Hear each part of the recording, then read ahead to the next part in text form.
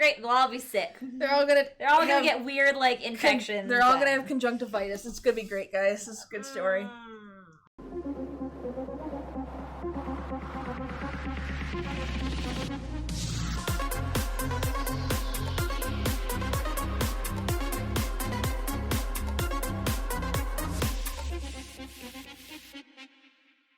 Hey everybody, it's Legend Wings back with my friend Kaylee, and today we're bringing you another couple chapters of Modelland.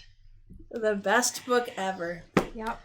So last time Modelland, we walked around Modelland for a couple chapters, got really confused, sang a song, and that's where we were left off at. Quite the song it was. It was a very long song. A completely unnecessary song. Completely unnecessary, like most of this novel. Yep. If not all of it. So today we're starting off chapter 16. The THBC Tamasha. The new Bella's contagious jubilance at the start of the opera had abruptly turned to an awkward mix of hope and dread. Quickly, tour guides ushered the new girls back to the Zip-Zaps.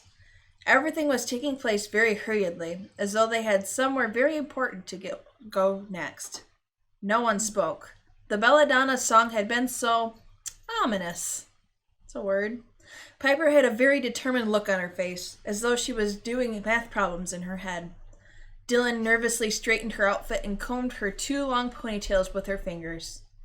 Only Cheery Shiraz was still dancing and singing the music from the event. Then Tookie detected someone else humming a different melody, quite out of tune. It was a girl with skin the color of toasted breadcrumbs standing one line over. She had long, wavy, dark brown hair, honey-colored eyes, a tiny ruby decorating the middle of her smize, and a decorative head bangor, a newfangled invention from the far southeast that delivered music directly to a wearer's brainwaves in her hair. Tookie realized this was the girl who'd rescued her in the plaza, telling her to run for the Zip-Zaps. Tookie walked over to her. "Are you from Chakra?" she asked shyly. She'd never met a Chakran before. At first, the girl didn't notice her, and Tookie was about to turn away when the girl touched her headbanger lightly to pause it. "Oh, hi. I'm nervous. Nice to meet you." What? It's not her name. It's not capitalized. Okay. Very unfortunate name that would be. Tookie and the girl shared a laugh. The girl continued, "I'm also Kamalini Dara from Chakra. Tookie De La Crème from Metopia." Tookie shifted back and forth, waiting for Kamalini to look at her strangely and remark on how odd-looking she was, how she didn't belong here. Kamalini smiled. "Tookie, I like that." "You're the first."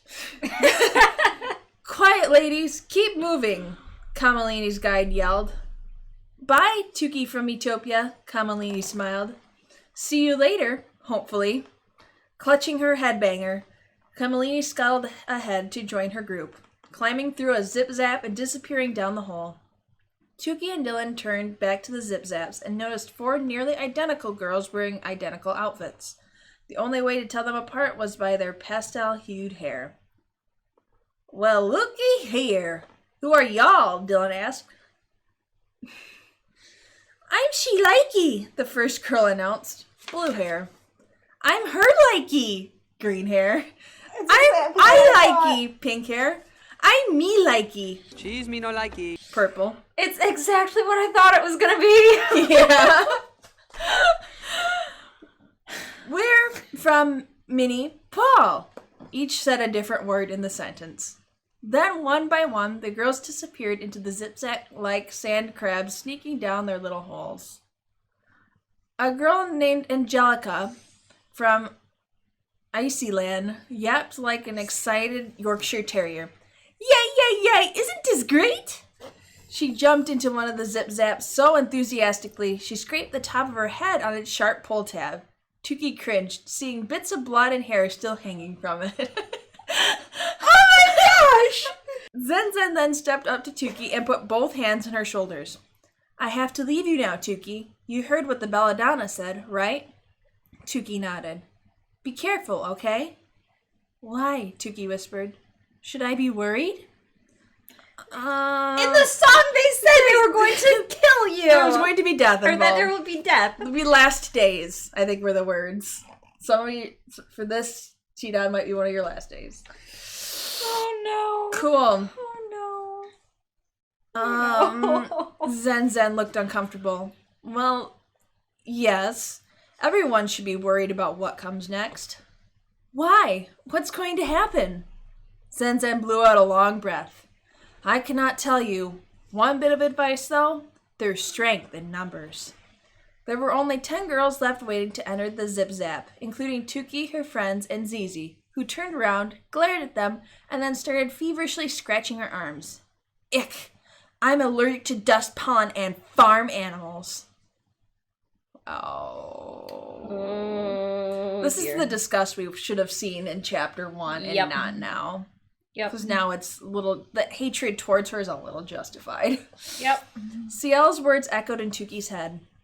The girl who is sucking your blood is hurting way more than you. Never stoop to her level. Tookie walked up to Zizi. Zizi flinched. What? She growled. Tookie stared at the ground, unable to make eye contact. I'm not going to tell, she murmured into her chest. Zizi's face drained of color. She brought her nose close to Tookie's. You're not going to tell about what? About you, no. I saw you.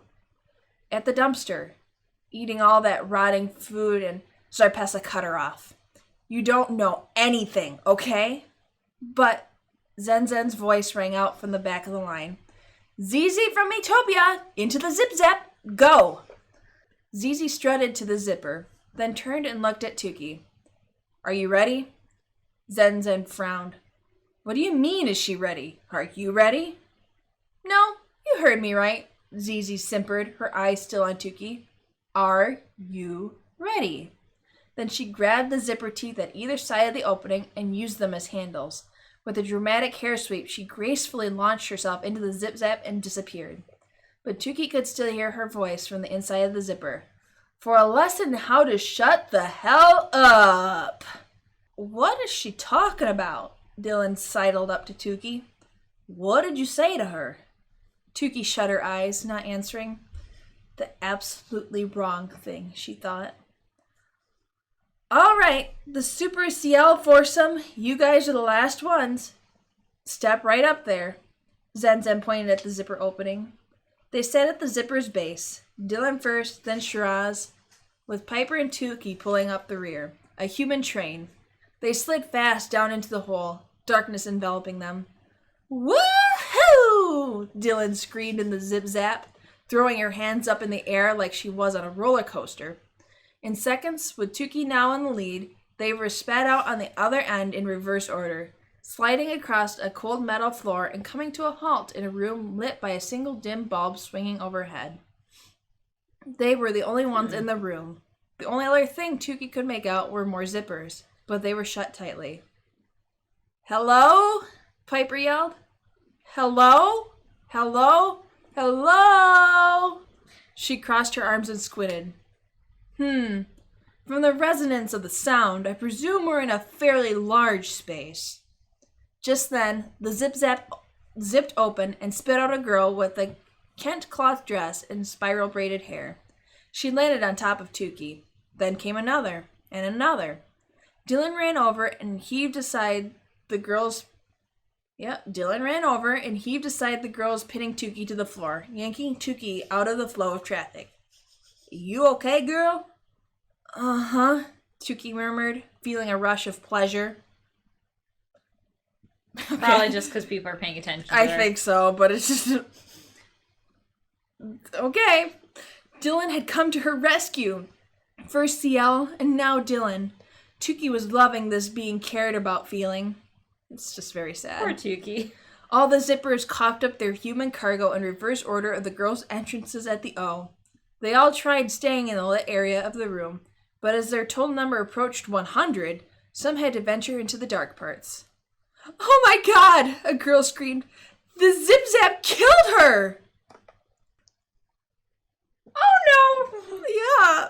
The entire group turned to see a girl lying motionless at the mouth of a zipper. Blood pooled beneath her head. Everyone started to scream. Wait, is this the girl that, like, ripped her hair out? What? Dylan turned quickly away. I can't. I feel like I'm gonna throw up and pass out. Shiraz stayed with Dylan while Tookie and Piper went to investigate. Angelica from Icyland lay still, her head and shoulders covered in blood. So yeah, that same girl. Are the zippers made of razors or something? Or Tookie and Piper kneeled down to check her. Piper felt around Angelica's head. Not that big of a gash, Piper said, but even small head wounds can bleed profusely. Is she dead? Tookie whispered. Angelica sprang up to a sitting position and yelled, Dead? Who? Everyone screamed again. It was like seeing a body rise from the grave. Tookie and Piper lifted Angelica to her feet. Shiraz ran forward and ripped her gauzy sleeve from her shirt so Angelica could wipe the blood off her face. Where are we? A girl cried. A voice emerged from the darkness. Or in THBC. The girl stared into the dark abyss. Dylan grabbed Tookie's hand. Thigh-high boot camp, ladies. This is where this shows up. This is where this is. Oh, boy. A spotlight shone down on a figure across the room. It was the stunning 3/4 man, 1/4 woman guru the girls had first laid eyes on at the O ceremony. You know, a person. The guru stood on an ornate metal platform with arms crossed and feet splayed in ballet's 5th position, surrounded by a halo of multicolored fireflies. The guru's gray eyes glowed alarmingly, almost from within. Suddenly, more lights clicked on, one by one. I am Gennaro Nars. Guru Gennaro to you cheap nylon no-sees, the instructor yelled at the girls. I am head of Modelland Security, head of Runaway Intensive Class, head of the THBC, and head man in charge of all you slovenly scrubs. Slovenly? Slovenly. Head of the THBC and the head man in charge of all you slovenly scrubs. That's a man, Tookie heard Chase snicker. There's only one person more powerful in Modelland than me, Guru Gennaro continued. But I'm not going to be singing you any songs. He glared around the room with piercing snake-like eyes. The scar on his face made him look even meaner. The girls leaned back or turned away. Tookie felt the creep of goosebumps from her toes to her head. Your assignment, my ladies, your mission, if you will, is my specialty. A fashion show. A fashion show? Angelica exclaimed. How fun! I always want to do fashion show. Shiraz jumped up and down. Gennaro stared at them. How do you make an S and an F sound together? This flata. Sflata? Sflata? This flata will not be runway of the mill. So if at any time you feel like you need a permanent breather, if the going makes you want to go on a go see your mommy and daddy, along this journey will be doors for the most delicate dames marked home. The girl's smiles faded abruptly. But remember, the guru went on, once you step your tumbling toes through any door marked home, there is no coming back. Choosing the home door is not like choosing a vintage designer gown that will indeed come back into fashion. You will leave those home doors and you are forever banned from these gates, like Nehru jackets. I don't know what those are. Guru Gennaro's laugh sent chills up Tookie's spine. Now, you will be experiencing a fashion show from start to finish in 5 phases. So let's get started. Phase number 1, measurements. Shiraz turned toward Tookie and mouthed, how bad can it be? Oh, how bad can be it? Because it's Shiraz. Gennaro kicked his high-heeled boot hard on the floor, and the room instantly changed. Suddenly, all the girls stood in a stark white round room. There was only one visible door. It was marked home. Mannequins poured in through a dozen hidden entrances, pushing carts full of various apparatuses. Rulers, T-squares, compasses, miniature scales, gauges, and meters. They marched to the girls and instantly got to work. A mannequin forcefully held Camellini by the shoulders to measure the angle of her chin and the distance between the ruby in the middle of her smize and her eyebrows. "Supreme," the readout announced. Another mannequin pinched Dylan's arm with a caliper. "Ow!" Dylan screamed. Yet another mannequin yanked Shiraz by the top of her head, presumably trying to get her to stand a little taller. "I'm not growing taller," Shiraz protested. And one more mannequin waved a meter across Piper's cheeks. "Lack of pigment," a woman's robotic voice proclaimed. "Skin prone to burning, blushing, and flushing." Piper wrenched away from the wand. I'm sure she didn't know this before. Yeah, totally didn't know this before. Never had a clue. Then a mannequin approached Tookie and carefully measured the space between her eyes. "Too far apart," the meter announced. It measured the length of her arm next.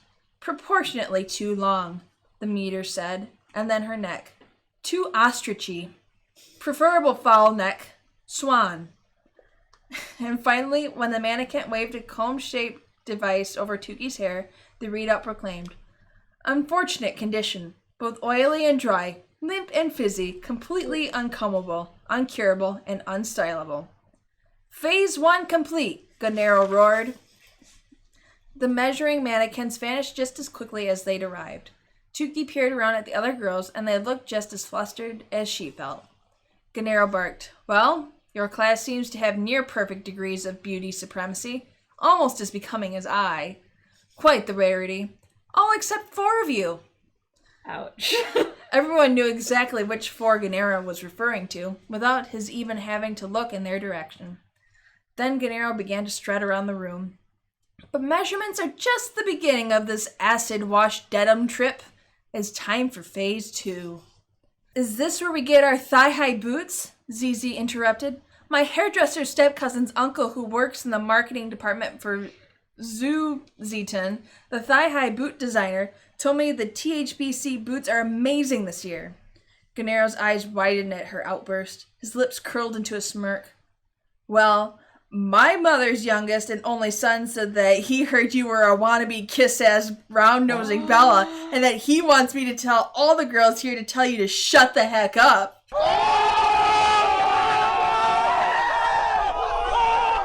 I like him! He looked around at the girls.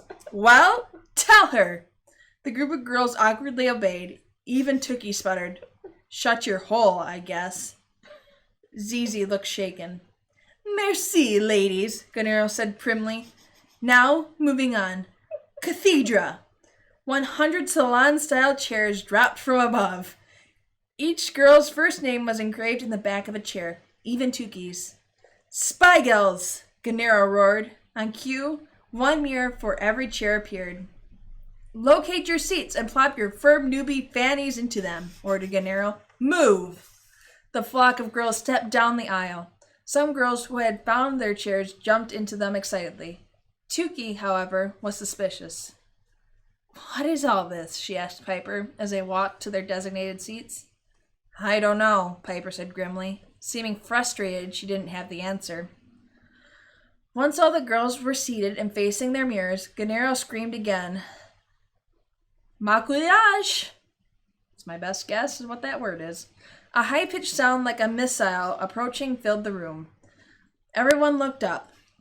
One long white lacquered cart plummeted from the ceiling and landed in the middle of the aisle with a crash. Amazingly, it was still intact after the impact. The cart wasn't very big and contained 5 drawers that spilled over with every type of makeup and beauty tool Tookie had ever seen.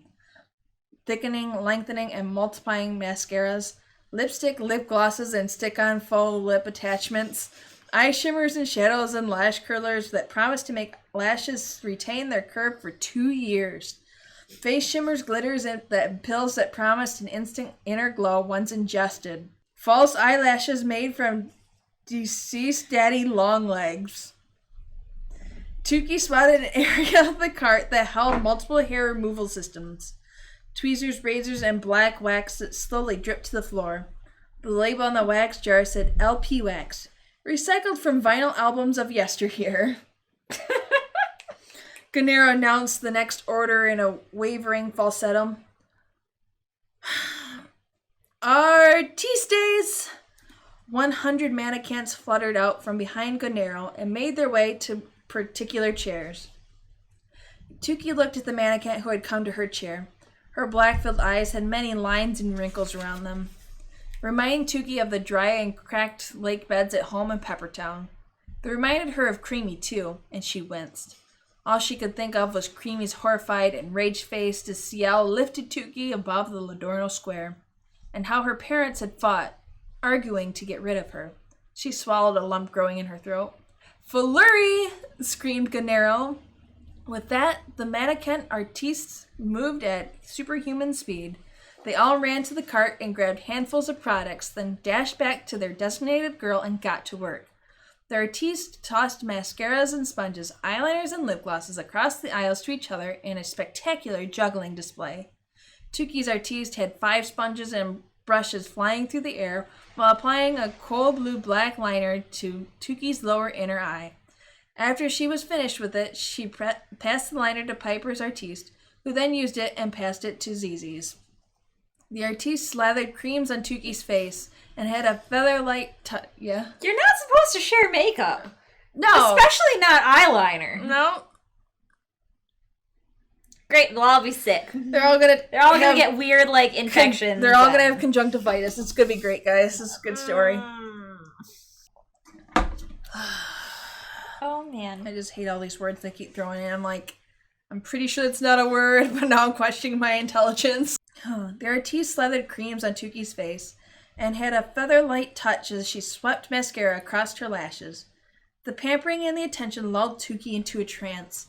She couldn't see herself because her artiste was standing in the way of her mirror. But it didn't matter. Never before had Tookie been fawned over in such a way. The closest anyone had ever come to examining her face was when Creamy took her to the doctor last year for tests to figure out why her forehead seemed to be growing faster than the rest of her face. Tookie was loving Thigh High Boot Camp. She thought the name was especially fitting because she felt like she was flying on a natural thigh high. What? I don't understand. Gennaro's voice broke Tookie out of her trance. 2 minutes left, artiste. Every muscle in your body's on the dung you're working on. On the what? On the dung you're working on. Okay. Not the dong. I was like, what did you just say? Dung. It's dung. Okay. I'm sorry. It's dung. I'm sorry if I said dong. That or your mind's just going to the gutter. I never know what's going on with this book, so I also would not have been surprised. This is true. The transformation of Shaggy No-Sees is no runway walk in the park. After 2 more minutes, the lights went out. The girls let out a chorus of surprised screams, and then the lights snapped on again. "Behold your reflections!" Gennaro screamed. I don't want to scream that. Don't. The artiste had disappeared. For the first time, the girls had unobstructed views of themselves in their mirrors. Tookie opened her eyes a crack, her old fear of mirrors flooding back. This isn't going to make me look good, she thought. I'll be the same old kooky Tookie as before. But she had to look. Slowly, she opened her eyes and stared at the reflection before her. Her mouth dropped open. Who is that? There was a brilliant stroke of eyeshadow above her eyes. A perfect swipe of iridescent lip gloss on the middle of her bottom lip. Those spider legs were glued to her lids, making her lashes look 1,000,000 miles long. She almost looked good. Tookie glanced at her friends and gasped. Shiraz's berry-stained lips looked edible. With the help of periwinkle and sienna eyeshadow, Dylan's eyes were now a bright electric lavender. Piper's skin glowed as if lit from within. She looked even more like a marble statue than before, reminding Tookie of a saint. Suddenly, Shiraz's eyes bulged. "Tookie!" Shiraz wailed, pointing shakily at her. "What's happening?" Tookie turned to see what Shiraz was pointing at. An older, unrecognizable person was staring at Tookie. It had a boil growing on its nose, letting out a smoke that smelled of rotten eggs and animal droppings. Much of its hair had fallen out in clumps, and many of the hanging strands had fused together into what looked like chunks of petrified wood. Its eyes were bruised, swollen nearly shut, and its ears were swollen into what looked like bulbs of cauliflower. "Oh my God," Tookie and the creature whispered. That was when she realized that gruesome creature was her. What? She looked good. What? I give up. You explain now. I don't know how to explain that. Like she had a reaction to it? I don't know. Let's find out. Let's find out. Chapter 17. Alright. Home, sour home. Of course. Everyone in the room screamed, their faces melting and warping just like Tookie's was. Piper's skin was so raw it was transparent. Her blood was visible, pumping wildly through her face. She resembled a skeleton with muscles and veins, with the thin layer of clear plastic keeping it all together. Dylan's ponytails had completely falling out, and she was cradling them in her arms. Her nose had become detached from her face and was sitting on top of the bed of hair. I'm thinking this is a vision. Lost her nose. Oh no. Got your nose. Shiraz's grapefruit-sized eyes bulged and bulged like they were about to pop out of her head. The spot where the ruby had been on Kamalini's smize was now a gaping hole 4 inches wide, exposing her brain. That's how they spelled Angelica. Angelica's zip-zap head injury was split open wide from the top of her head to the base of her neck. When she screamed, her exposed vocal cords, which lay in a spaghetti-like tangle at her throat, vibrated. Ah! I'm losing my appetite, but I still want to eat this chocolate so bad. Nasty. What is going on? My heads hurt so much. Both sides of Angelica cried. Why would you say heads? It's not like you've always had 2 heads. You would still just say one. You would still just say singular, my head. Yeah. My heads hurt so much, both sides of Angelica cried. Even Zizi and Chase looked like mutants, their noses falling off and their lips turning into slugs. No. 3 monster girls instinctively ran toward the white door marked home. As soon as they went through, huge sighs ensued. I'm beautiful again, one girl said through the door. I'm not melting anymore, another cried. Mm. So is this just supposed to be like the makeover episodes from Next Top Model, where everyone cries about their new appearances? Yeah, 100%. Except, like, you know, they're not, like, having their faces melted off, but... Yeah. That's what it's supposed to represent, I'm pretty sure. Last chance. Anyone else want to go through the home door? Gennaro teased. It's dreadful to be hideously fugly, isn't it? Wow. Tookie's muscles twitched. She couldn't take this. Is this what Modelland is about? Bringing lovely, well, mostly lovely girls up here and turning them into ogres? Who would be left to become an Intoxibella? Okay, well, you know that they're not going to leave you like this. Right, this isn't even like that they're ugly.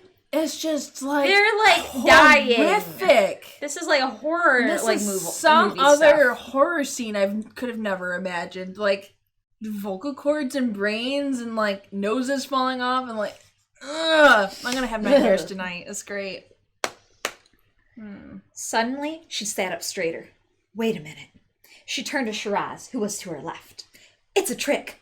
Shiraz's lips, which were now also the size of grapefruits, parted. What you mean? It's a trick, Tookie repeated. We're going to be okay, I think. Stay in your seat. Tell Dylan and Piper, too. Well, at least Tookie realized this. At least the she's same smart thing enough that for we that. did. Yeah. Shiraz looked uncertain, but turned and gave Dylan and Piper Tookie's message. For a moment, Tookie feared she might have been steering them wrong, but she stayed put. It's a trick. It's a trick. It's a trick. 10 more harried girls ran through the door marked home. It slammed shut once more and the room went dark. More screams filled the air.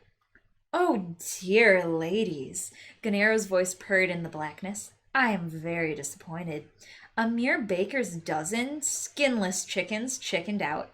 I thought I could count on more of you no-sees leaving by now. C'est la vie. Let this be a lesson to you ladies. Here in Modelland, we have a golden rule about passed-around beautification apparatuses. Hey! What is it? Kamalini asked. Ganera sighed deeply.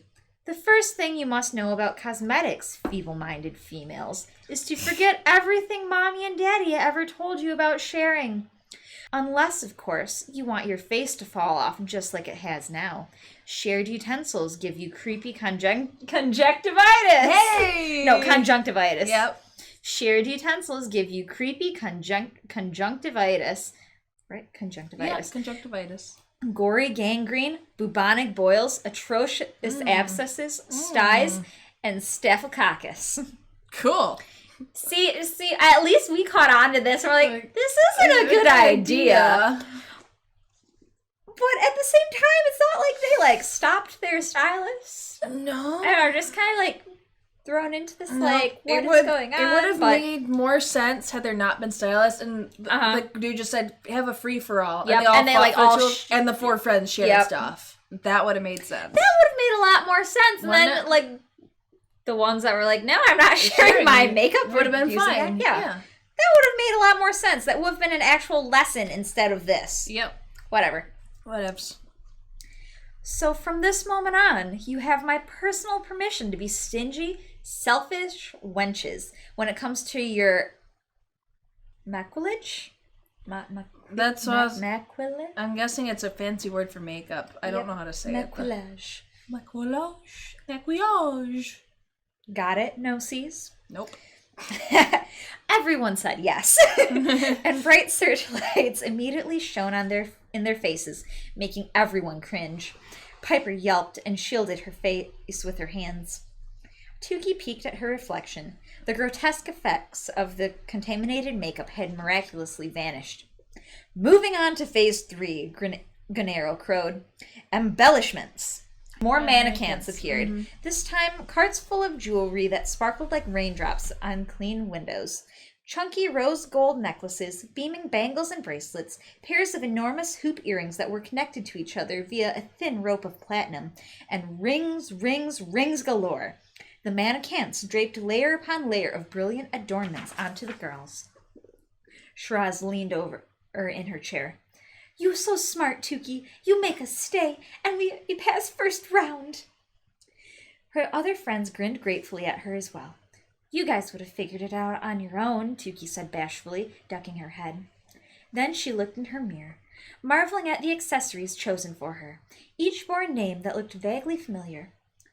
Receptacles! Ganera screamed. All right. Like trash receptacles? I guess so. Another group of mannequins rolled in a much larger cart full of every kind of purse imaginable. Okay. Studded clutches, hobo chick bags, drawstring styles, quilted ones with sparkling chain straps, antique leather satchels, rare over-the-shoulder treasures. The mannequins went down the row of girls like a factory assembly line, placing the purses across the girls' bodies, shoving them into their hands and onto their shoulders. Tookie ended up with a snazzy black nylon backpack, a short-handled boxy purse made of stiff but fine leather, and a dream bag, the very same yellow tote Zarpessa had, the one all the girls at B3 envied. I got a Helly, Chase trilled, holding up a monogram tote. I got a... I think it's just shitty words that she made up. It's Xizo. Gizo? Hello, Gizo. Name, Père Noël. Babo Natali. Père's Nicole. Papa Gijo. I got a... whatever that is. Zarpessa cried happily, holding up a hobo bag that bore a logo of interlocking Z's. The mannequins scuttled out of the room as fast as they had come in. Almost instantly, the jewelry and bags began to revolt. Chase's tote handles bound her wrist and squeezed. Dylan's earrings turned into 2-pound weights, dragging down her earlobes. She screamed in pain. The necklace Tookie was wearing started to get warm, then scalding hot, and then it wrapped several times around her neck and squeezed and squeezed. Tookie clutched at her neck, barely able to breathe. A door appeared across the room, and a lantern swayed back and forth. Home. Then it swung open, giving way to a lush tropical scenery, golden sunlight, and the sound of surf hitting the sand. Okay, so I'm guessing this is just supposed to be like examples of how like you might be forced to wear like as a model like different jewelry that might like get warm and if you're standing out in the sun for a photo shoot, or like it might just, be too tight of a necklace that you don't like, or stuff that you don't like that you're just gonna have to deal with, and then it's showing like it might be very tempting to quit. 11 girls made a mad dash for the exit. Ah, they all said in a chorus as soon as they crossed the threshold. The home door closed with a boom. Really, like, if you made it through the first round, this one wouldn't be so bad. I'd be like, oh, it hurts, but I know it's all in my head, so whatever. Right, especially after the first part, right? Yeah, you would think. Then, like, again, like, the stuff that appears to be happening right now isn't as bad as, you know, seeing, like, your nose fall off. Yeah. Or your vocal cords exposed. Yeah. With that, the necklace unwound from Tookie's neck. All the other accessories fell limply in the girl's laps, inanimate again. Tookie looked around. Shiraz, Dylan, and Piper were still here, huddled under their Maquillage tables. Relief. Just then, Gennaro Nars entered from a dark space in the room, swinging in his hand the lantern that had been the light source beckoning the now-departed girls to the home door. He glared at Tookie and her crew. Figures you four survived. Then he turned, addressing the winnowed down group of girls that remained. Fraudulent, phony, forgery, fake. Close your eyes and think about the time when an item you adored, cherished, took such pride in owning was taken from you without your permission. Swiped, swindled, snatched, stolen. Your world crumbles around you. Betrayed, bitten, backstabbed, bereaved. Being the victim of theft doesn't feel good, does it, no-sees? What is your lesson? The girls shook their heads confusedly. That's how my cronies feel whenever you purchase or accept a gift of a counterfeit couturier creation, Gennaro explained. You may think you are sporting the latest fashions and fooling your pitifully clueless circle of friends, but you are merely concocting a deceitful world of pseudo-luxury and a corrupt make-believe, while the hard-working artisans who dedicate their lives to producing authentic wares are robbed blindly. I wonder if this is aimed at Zizi, if her purse is a fake. Could be. Interesting. So I guess this lesson maybe is to be careful about making sure whatever items you have aren't knockoffs, to make sure that they're real, they're not forgeries. Yeah, I guess if you are in a fashion world and you are of that lane, then that yeah, one maybe. But... Although it also like would have a lesson in don't lie about it. Like, yeah, I guess don't so. like pretend to be someone you're not. Maybe like pretending you have like this life of luxury. Could be. Again, it sounds like it's aimed at Zizi. Kind of does. And who produces these fake wares? Poor, starving children who roam homeless in public squalor and live poverty-stricken in rodent-infested shanties. Gennaro stopped right in front of Tookie and whipped the dream bag off her shoulder. Tookie hadn't even realized it was still there. How dare you? Okay. He turned to the group, eyeing the fake bags that rested on their laps and the counterfeit jewels that sparkled at their throats. How dare you all? So, the lesson for Phase 3 is what? For Gennaro designer friends, buying of the fake no good, Shiraz offered. Gennaro looked pleased. At least one of you is listening, even if it is a knee-high Lilliputian? Lilliputian? She's from the Candelabra place, right. So I don't know. Oh, okay, they explain it. Okay. Lily, what? Shiraz blinked innocently. Oh, excuse me for being a politically incorrect. Gennaro simpered. I believe the acceptable phrase is 5p, puny, pocket-sized, petite particle of a person. Wow. I like him. He's fun. He's mean, but he's funny. Shiraz looked crushed. Tookie wanted to defend her, but she'd never defended anyone before. She'd never had an opportunity to. And anyway, now wasn't the time. On to Phase 4, Gennaro trilled. The next part is, piercingly fun. Uh-oh. Oh, no. Uh-oh. Oh, boy. Everyone gets their ears pierced? Woo! His heel attacked the floor again. A panel in the wall tilted backward and fell to the floor with a loud bang. Gennaro ushered the girls forward into a new space. Tookie did a rough count. Only 70 or so of the recruits were left. As Gennaro walked into the next area, he glanced at the girls over his shoulder. Can any of you dimwits guess what the final phase is? The Bellas just stared at him blankly, and he sighed. Oh, I swear. The no-sees are getting thicker and thicker each year, and I'm not talking about your hips. Then, eyeing Dylan, he said, well, maybe I am. Dylan bit her lip and balled her fist. The final phase is the actual defile, the filata di moda, Gennaro trilled. Kenzie's playing with my cat, and I'm seeing out the corner of my eye, like my cat, like her head just appearing. She attacks my fingers.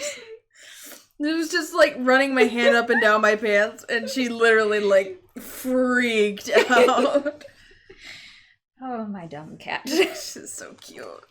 The final phase is the actual defile, the silflata di moda, Gennaro trilled. He eyed Camellini. The tamasha, the fashion show.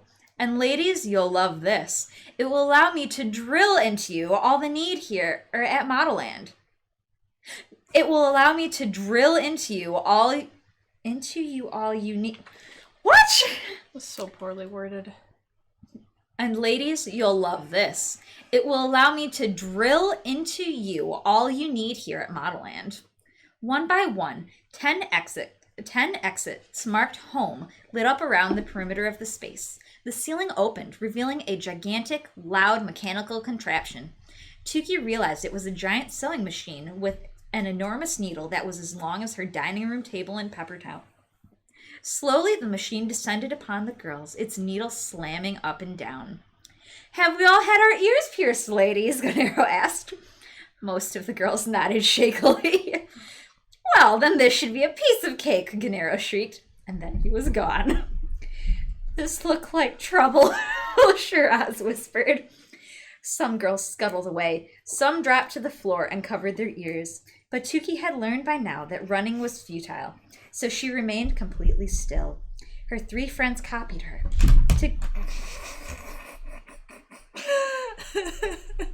They just watched my cat about fall off the table. She tried to lay down the coffee table, misjudged how much space she had, and had to use her back claws to grip into the sides so she wouldn't fall off. Now she's quite perturbed. She embarrassed herself. Oh, kitty. But Tookie had learned by now that running was futile, so she remained completely still. Her 3 friends copied her. Together, they watched as the needle drew closer and closer. Chaste was also standing still. Slowly, the needle bore down on her head, its tip piercing her skull and continuing all the way through her body to the ground. When the needle retracted, Chaste was gone. I might have left at this point now. Yep. I'm gone. I might be gone at this point. I'm gone. The machine quickly sought out the next girl and then the next, puncturing them into the unknown. Tookie recognized one of them as Desperada, the sobbing girl she had seen in Ladorno Square at Tidad. The needle punctured Desperada's head and she howled, but Tookie couldn't tell if it was from physical or emotional pain. The home doors glowed even brighter than before. Angelica from Icyland spun and dodged the needle, then scurried to the door. And with she was gone. A few more girls avoided the needle's wrath and followed her through one of the home doors. Within seconds, the needle loomed just inches away from Tookie. Her heart thudded as the tip jabbed close to her skin, then closer, closer, until the tip was aimed straight at her head. She waited for a sharp pain. The moment the tip of the needle hit her skull, she suddenly felt like a million tiny appendages were tickling her skin. Her body tilted upside down, and she felt her shirt, cargo pants, and underwear slip off. More fingers gently pulled at her limbs and clothed her body. The space she was in was incredibly dark, and Tookie rubbed her hands over the mystery fabrics that now touched her skin. They had dips and folds and tucks and felt extremely luxe. The enclosure turned her upright and deposited her into a soundless room. Floating in the air, bisque-colored orbs glowed like full moons. Slowly, faces appeared in the orbs. Tookie recognized one of the faces as Kamalini's, her headbangers still wrapped firmly to her head. Zarpessa's face appeared in another orb, then Chase. By the startled way the girls were looking at her, Tookie realized she must be inside an orb too. Music thumped in the distance. As Tookie floated behind the other girls through an entryway, it grew louder and louder, making her insides vibrate. It was a familiar sort of music, kind of like the type of music one would hear at a fashion show, Tookie thought. More orbs bearing girls' faces floated behind her. Tookie spotted Shiraz, then Dylan, then a dirty blonde curly-haired girl she hadn't seen until now, and then Piper. "You made it!" Tookie cried, but her friends didn't appear to hear her. These orbs must be soundproof. A door appeared ahead. It pulsed to the beat of the music as if the fashion show behind the door wanted to burst through it. "I'm going to be in a fashion show? Seriously?" She feared falling on her face. She feared Gennaro laughing at her. But more than anything, she was almost excited. Forget girls weren't in fashion shows. Only Remembra girls were. Tookie's orb approached the door, which began to glow a bright white. One by one, letters appeared. "This way home." Written out like this. Because I'm sure the printer loves when people do like that. Yep. Sort of a thing. Doesn't look tacky at all. Doesn't look tacky, doesn't waste page space, it's fine. What? Tookie tried to pedal her orb backward, but it didn't work. Up ahead, girls' heads floated through the home door. First Zarpessa, then Chase. Good, they're gone. Yes. But next to approach the home door was Shiraz. "No!" Tookie cried, but her protests were futile. Through the door, Shiraz's floating head went. Then Dylan's head, then Piper's, then Kamalini's. "No!" Tookie screamed. "Please, don't leave me here alone." But to her horror, her own bubble was floating toward the home door too. Tookie summoned all her might to turn herself around, but the bubble had a mind of its own. She closed her eyes and tried to hold on to all the good things that had happened to her on her journey here. She recalled Dylan's sassy laugh, Shiraz's spunky broken English, Piper's intelligence and dry wit, and Zen's contagious giggle and nurturing kindness. And finally, as she passed through the home door, Tookie bid a silent goodbye to Modelland. The end. All done, guys. That was a good book. Nope, we've still got quite a bit left to go. I think we're more than a third of the way done now, though. Yeah. Page 200 of 5 something. Yep. Getting a lot closer. We're getting there, guys. Slowly but surely. Indeed. Let's see. The next chapters look like they're only 15 pages apiece. Yay! Yep, but... Oh, man. So... Yeah, I think I probably would have left at the sewing needle part. Yeah, I would have ducked out real quick. Yep. If I had left at the first part, I would have left at the sewing needle part. Oh, yeah, 100%. Because, like, the others, like, are just strangely, like, horrifying, but, like, the first two, you kind of realize that it's... I feel like you would realize that it's a trick. It's different when there's, you would have to fight your, like, natural reflexes and all of your instincts to run. Yeah. Should be a lot harder. So what does the sewing needle symbolize? The other things all had like a moral to like, like a point. Okay, you can have magic and stuff in the world, but I still think you have to follow some rules of like physicality. Uh-huh.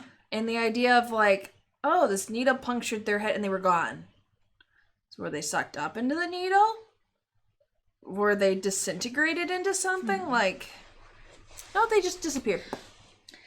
Because, let's see. So, the first one had a moral of, like, don't share makeup, because you will end up getting, like, sick or all these other, like, weird, like, infections and whatnot. Makes sense. So, makes sense. The next one is, hey, if you're going to be a model, make sure you're not wearing fake stuff and dishonoring designers, because they'll piss them off. Yep. Makes sense. The third one. A piercing. I don't know. Through the skull. And, like, it's not just, like, girls that don't have their ear pierced. Like, is it supposed to be, like... And it's sewing needles, and then they get closed. So, like, is it just... You're gonna have to be, like, sewn into dresses? Or, like, you might get, like, poked with pins or something as you're getting dressed? What is... I don't understand. And they turn into bubbles. Yes, and then they turn into bubbles. And think that they're floating home, but they're not. Yeah. I don't know. I don't know what's going on with that part. Maybe it'll explain next chapter, but no, not so much.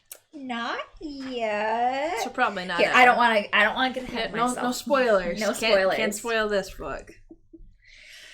Yeah.